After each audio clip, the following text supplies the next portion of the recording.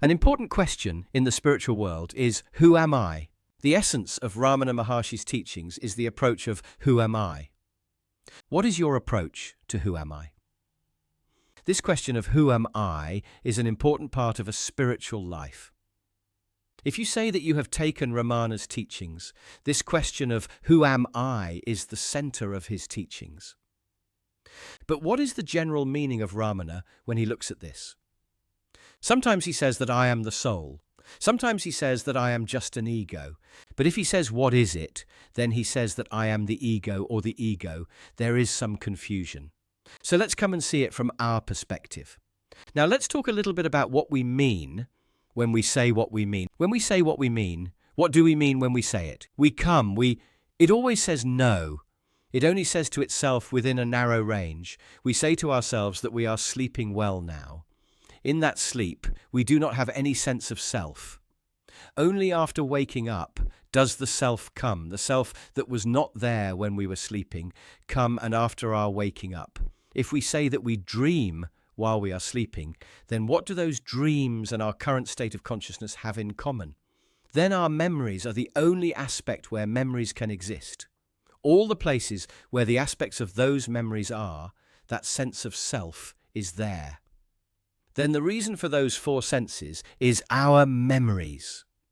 Our memories, that aspect that is in the superbirth of our mind, that is the mind. If we say that we have taken it as a total aspect, then the feeling aspect comes as a part of that mind, that aspect of knowledge, that is, that intellect part that can be understood, that intellect part that is an aspect. This is a state where both are combined. Our mental movement is there. Our memory movement is there. It is with that memory movement that this feeling of I is there.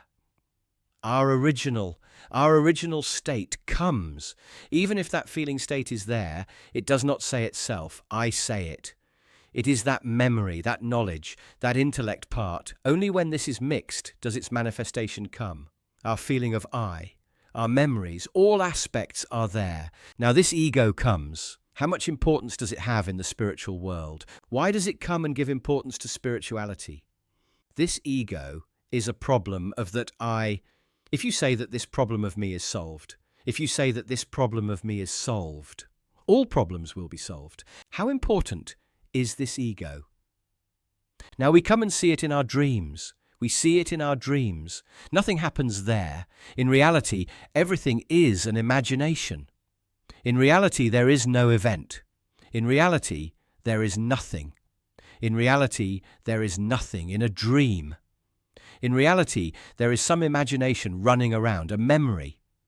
It seems to be running inside that memory.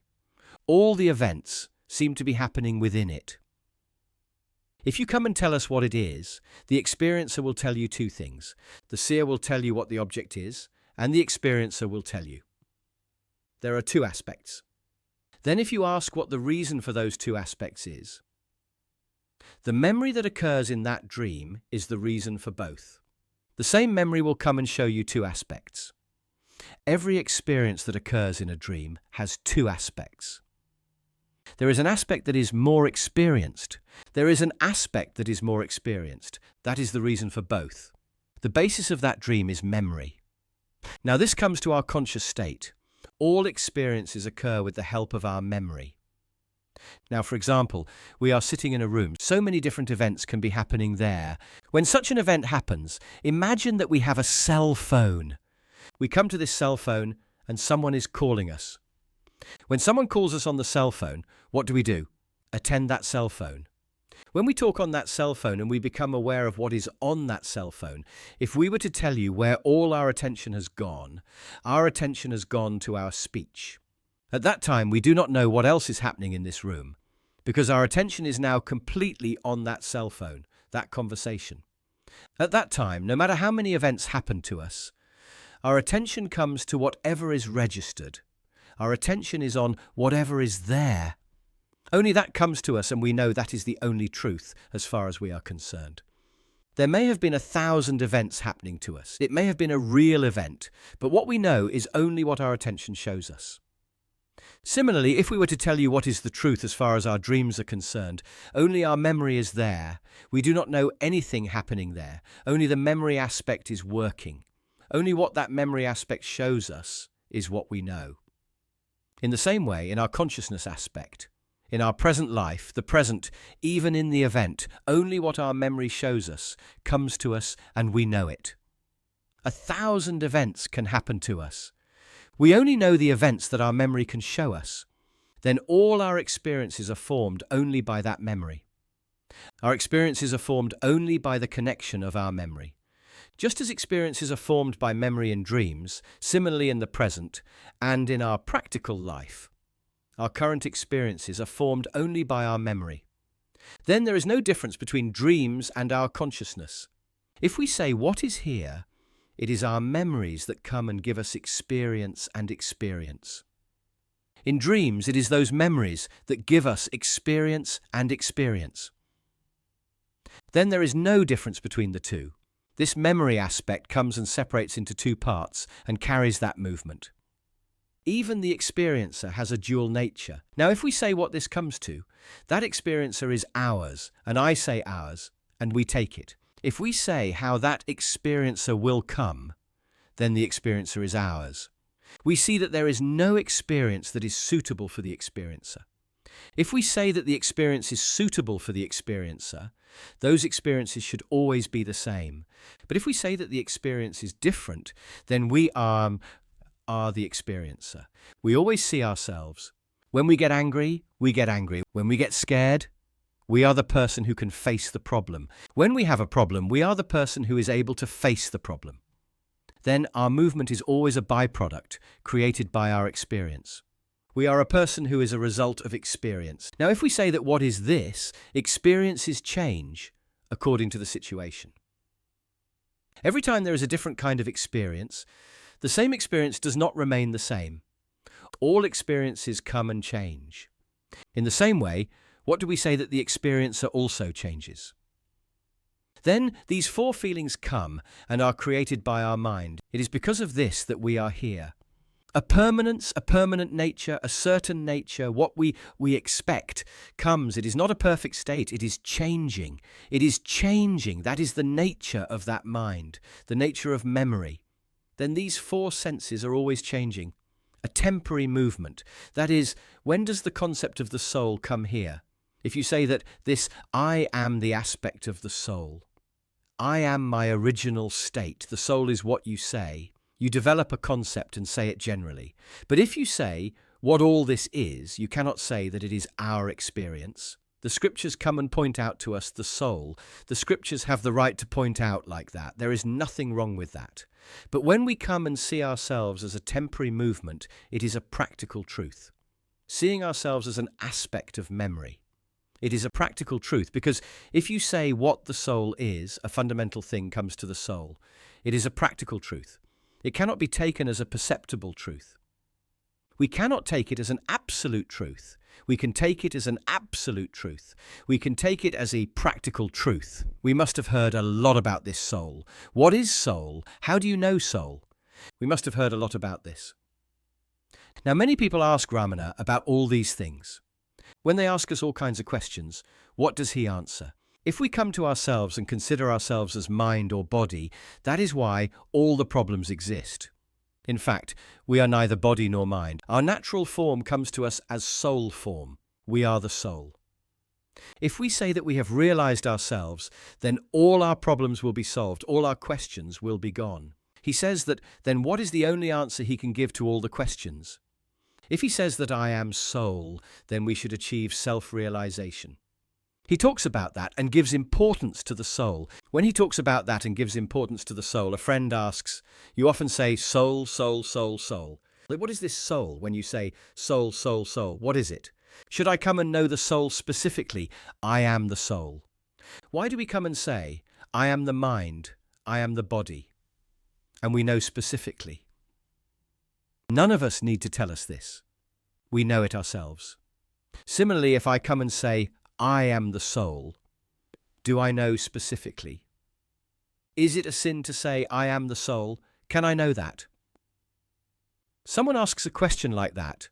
At that time, he came to Ramana and changed his stand a little more. He changed his position a little. Until then, if he said, "What is this?" it would make sense that I can know something positive or direct about the soul. For example, the person who was talking came and said that we cannot know the soul directly. That is, by saying that we are the soul, we cannot know ourselves separately. Only when all our ignorance has been destroyed can we realize the soul itself. And it is not possible to realize it separately, saying that the destruction of ignorance is the vision of the soul, and that is the end. Now, if you ask me how his stand changes, if the person who started by saying that we can know the soul directly comes and says that it is not possible to know it directly, he has a way of indirectly expressing it. Now, if you ask me what the next question is, then how do you know the soul? If the soul is a Satchad Karam, then when you first come and say that we can know it directly, and then say that it is not possible to know it directly, then the question of the soul itself is a little bit subject to reconsideration. The question has changed. How do we know the soul? How do we know the soul? Now, if we come and tell you what tools we have to know, our physical senses, we know some things with our mind, we know with our knowledge. Can we know this soul through knowledge, physical senses, and our physical senses? If we say that we have heard something like that, we cannot know it. Because if we say that we have known it because of this, it is like knowing it indirectly. Because we have known everything that way. It is only by knowing it that we know it specifically. So if we say that we have known the soul like this, it becomes knowing it specifically. But they say that it is not possible to know it that way. The scriptures also say that. The scriptures also say that you cannot know the soul through your mind, intellect, or physical senses. Then how can you know that soul? What is movement? It is self-explanatory. How does it work? Now we know about our tongue. We know how many different tastes our tongue can taste. We know 6 different tastes through our tongue. When we taste sweet, it becomes sweet. When we taste bitter, it becomes bitter.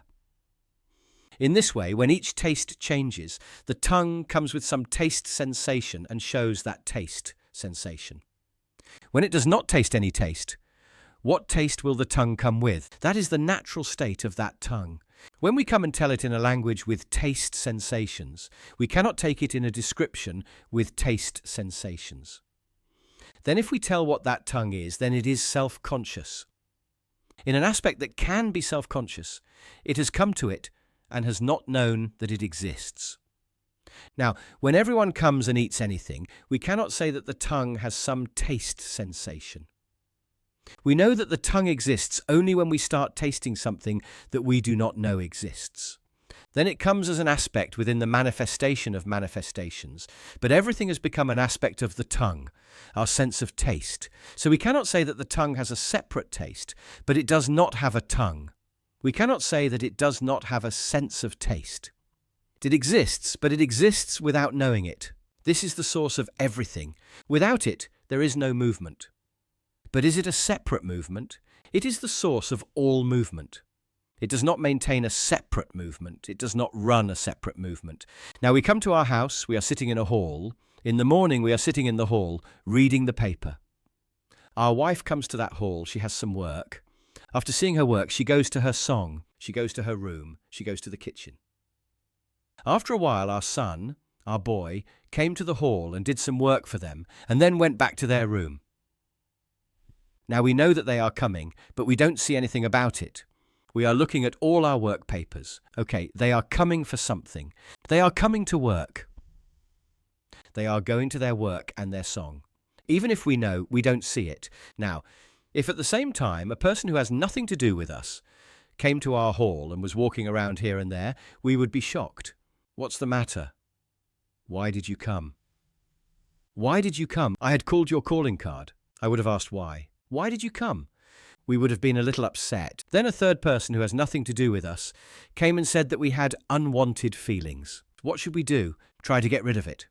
We only do our favourite feelings. When our friends come, we treat them as soon as they come. We try to maintain them. When they say, "What's the point of being here?" When they say, "There's no importance to us," we don't see anything. We're lost in our own story. We're constantly coming and going. Feelings come and go. Good feelings come and go. We don't have any responsibility. When we say, when will we be responsible? When we say, when will we be responsible? When we say, when will we be responsible? When we say, when will we be responsible for our feelings? When we take our feelings and say we should feel them and we shouldn't feel them, we take responsibility for managing them. When we take responsibility for managing them, that feeling of I becomes an important aspect. Until then, this I comes and goes and is an unimportant aspect. Just as experience comes and goes temporarily, similarly, experience comes and goes temporarily. When both come and go, the same aspect is the same. Like a coin with two halves, two sides of the same thing, they have changed. There is no problem in that. When we come to our experience and think about how to adjust it, that aspect of me comes and starts gaining strength. That is when it becomes a struggle. Then all those feelings of I are just a temporary movement that comes and goes. When we consider it as an average movement, we do not need any solution for that aspect of I. It takes care of itself.